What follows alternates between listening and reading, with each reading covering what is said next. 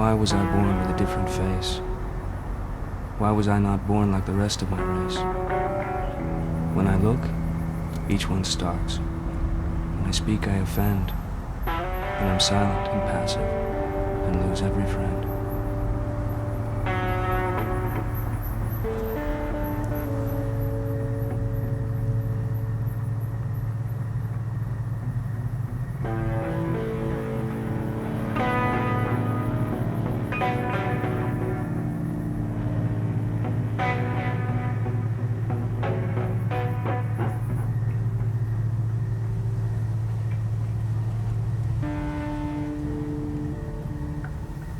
Nobody? Shouldn't you be with your own tribe or something? My blood is mixed. My mother was Umgampe Pakani.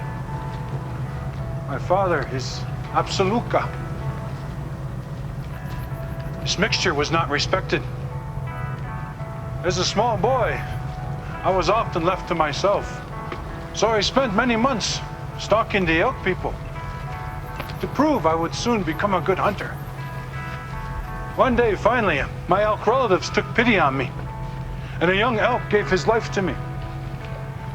With only my knife, I took his life. As I was preparing to cut the meat, white men came upon me. They were English soldiers. I cut one with my knife, but they hit me on the head with a rifle. All went black. My spirit seemed to leave me. I was then taken east in a cage. I was taken to Toronto, then Philadelphia, and then to New York. And each time I arrived in another city, somehow the white men had moved all their people there ahead of me.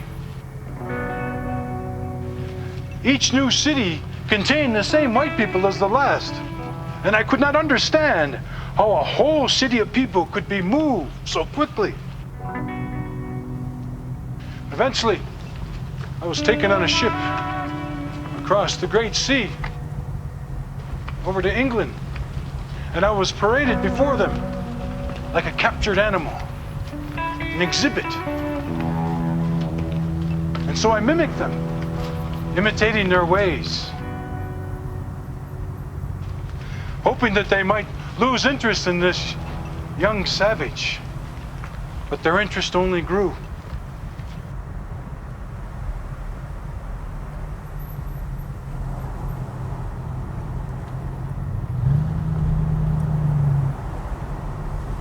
I was copying them, so they placed me into the white man's schools.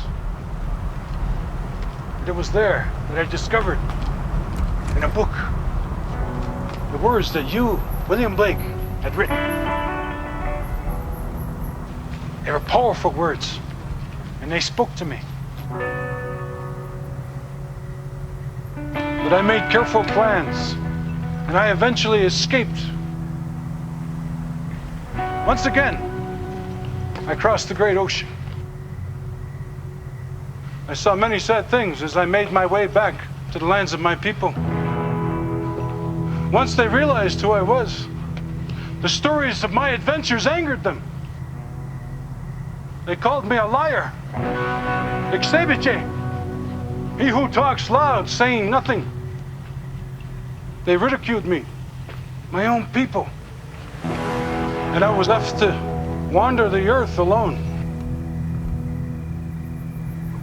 I am nobody.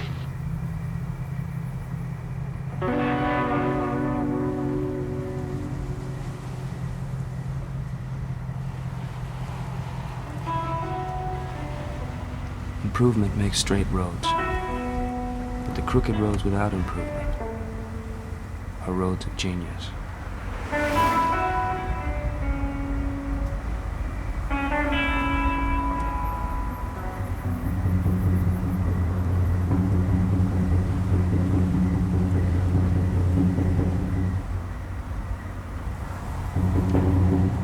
I went to the Garden of Love and saw what I had never seen. A chapel was built in the midst, where I used to play on the green. And the gates of this chapel were shut, and thou shalt not writ over the door. So I turned to the garden of love that so many sweet flowers bore. And I saw it was filled with graves, and tombstones where flowers should be, and priests in black gowns were walking their rounds, and binding with briars my joys and desires.